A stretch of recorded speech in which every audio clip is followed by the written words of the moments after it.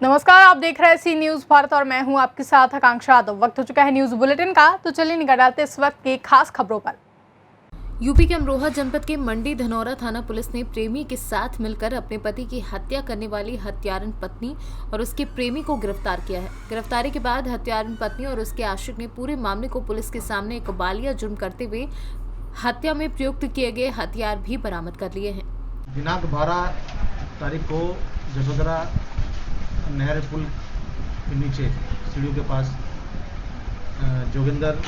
जोगेश की dead body मिली थी, जिसके संबंध में उसके भाई जोगेंद्र पटोड़ी सिंह ने जो है 2 लोगों के खिलाफ नामजद मुकदमा लिखवाया था।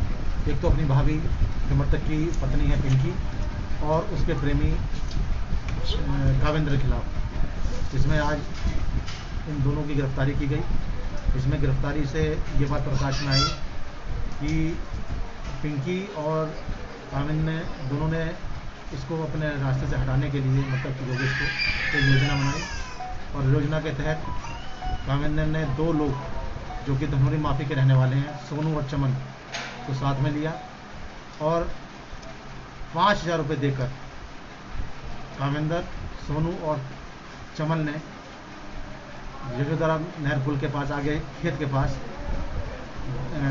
जिन से हमला करके सिर पर तथा पैरों से गला दबाकर तीनों ने मिलकर हत्या कर दी तथा घटना में जो कपड़े पहने हुए थे चमन ने, उसने वहीं मौके पर छुपा दिए थे और मृतक का मोबाइल फ़ोन और रिंच जिससे इसको मारा गया था वो उनकी निशानी पर बरामद कर दिया गया और 4 लोगों को आज जेल भेजा गया। इनका कोई आपराधिक इतिहास? इसमें चमन जो है पूर्व में 2015 में एक मुकदमे में 304 और 364 IPC में जेल जा चुका है। अमरोहा से सी न्यूज संवाददाता गौरव श्रीमाली की रिपोर्ट।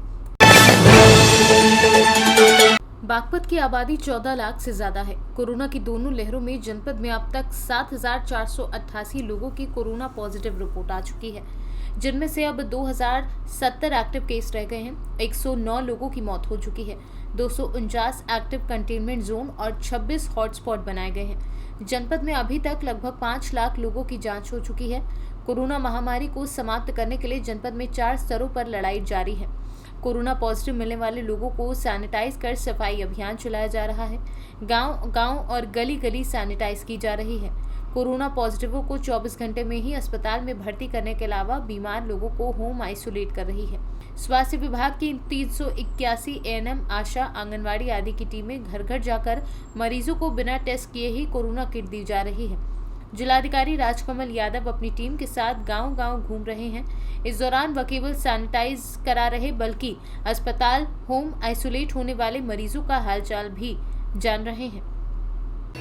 मैं Satyendra Kumar Sukhbir Singh, village post Daliyana, district Baghpat. मैं 28 तारीख को इमरजेंसी में यहाँ पे आया था, क्योंकि उस समय मेरी हालत बहुत गंभीर रूप से थी।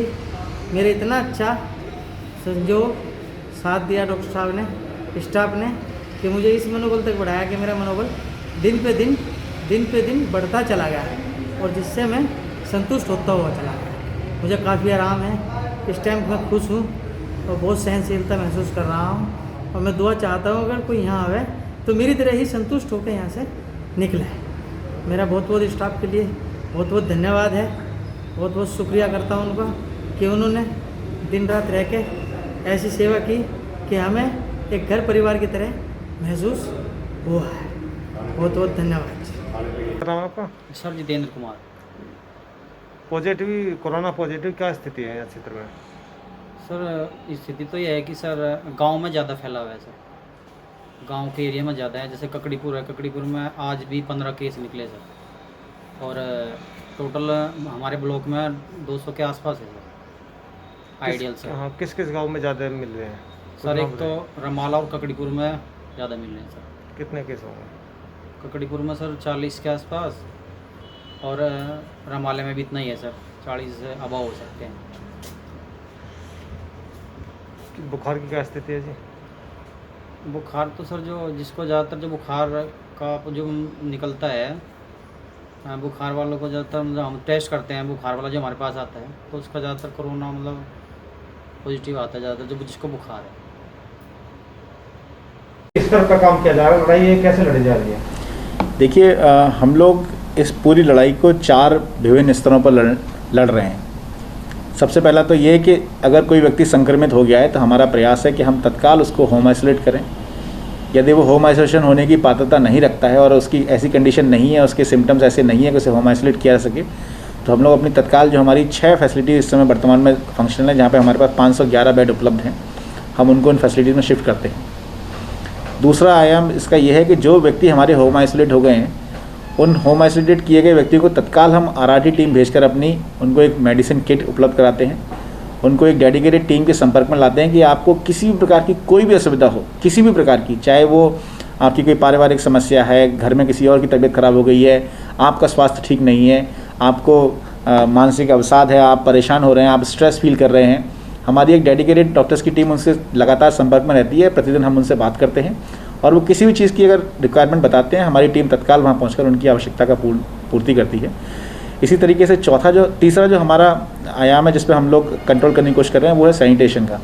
और सैनिटेशन इस पूरी लड़ाई में बहुत अहम रोल लगता है। और मुझे इस बताते हुए बहुत ये है कि हमारे जनपद में जो गन्ना किसान हैं और जो गन्ने की खेती होती है, उसमें जो पावर स्प्रेयर्स और ट्रैक्टर्स का उपयोग होता है, हम लोगों ने उनकी सहायता ली है और बहुत खुशी से लोगों ने स्वयं से अपने आगे आकर इसमें हमारी सहायता कर रहे हैं। और हम जनपद में लगभग प्रतिदिन 200 की संख्या में ट्रैक्टर्स में सोडियम हाइपोक्लोराइड का सॉल्यूशन करवाकर पावर स्प्रे से सैनिटेशन कराते हैं।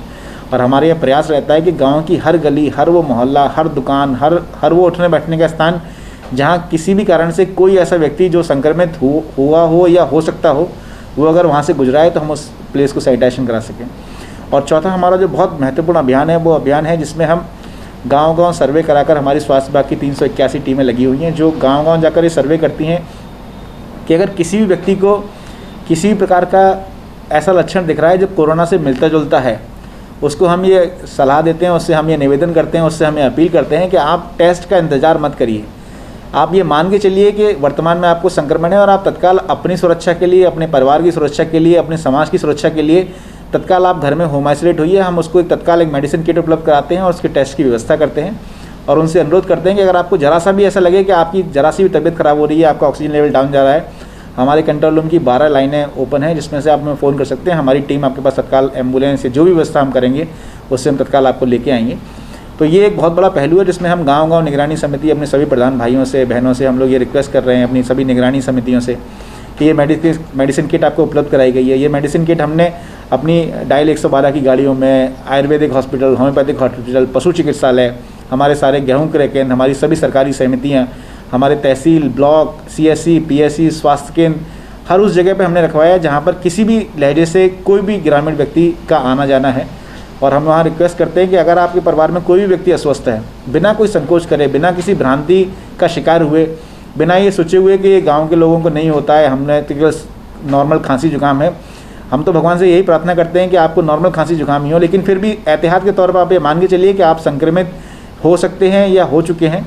और जितना सुरक्षा आप कर सकते हैं, जितना बचाव आप कर सकते हैं, उसका हम लोग प्रयास करते हैं। और उसी कड़ी में हम ये मेडिसिन किट उन सभी लोगों को उपलब्ध कराते हैं।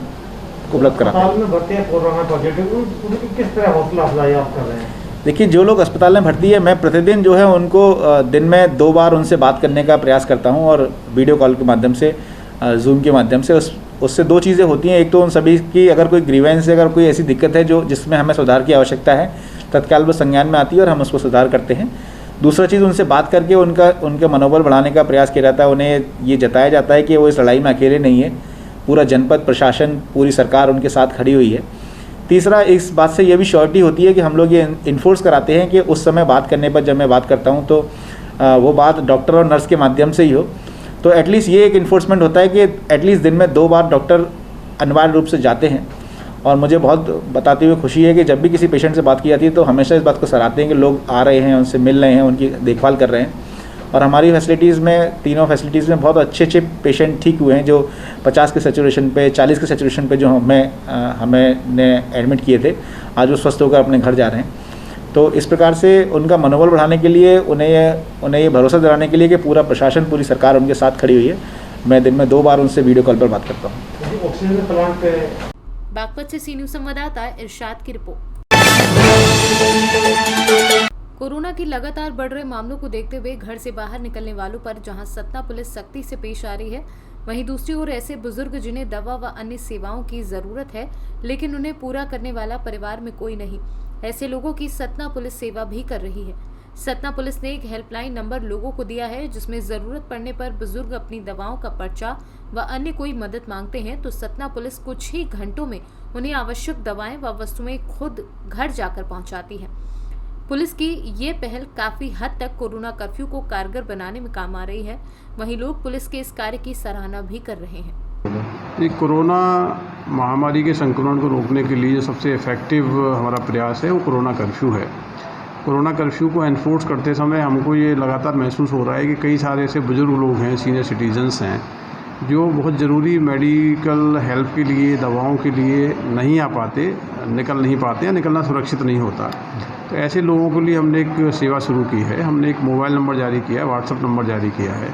ऐसे बुज़ुर्ग जिनको किसी भी समय दवा की आवश्यकता है, कोई मेडिकल इमरजेंसी है, कोई डॉक्टर की आवश्यकता है, एम्बुलेंस की आवश्यकता है, तो उस मोबाइल नंबर पर कॉल भी कर सकते हैं, व्हाट्सएप मैसेज भी कर सकते हैं। तो हमारी एक डेडिकेटेड टीम हमने लगाई है, वो उस मोबाइल फ़ोन पे कॉल आने के बाद अपनी फील्ड की टीम को एक्टिव करते हैं। तो ऐसे बुज़ुर्ग लोगों को हम लोग न केवल दवाएं पहुंचा रहे हैं, कई और मेडिकल इमरजेंसीज़ में भी हमारी टीमें सहायता पहुंचा रही हैं, क्योंकि ऐसे समय में सीनियर सिटीजन्स को सबसे ज़्यादा कठिनाई है। मेडिकल स्टोर्स पर भी काफ़ी समय लगता है दवाएं लेने में, और कोरोना कर्फ्यू के कारण काफ़ी पुलिस की रोक टोक है, तो उनको काफ़ी असुविधा होती है घर से निकलने में। तो निश्चित रूप से सीनियर सिटीजन्स को हमारी ये एप्लीकेशन है, हमारी जो पहल है, इससे काफ़ी लाभ होगा। सतना से सीनू संवाददाता विनोद शर्मा की रिपोर्ट।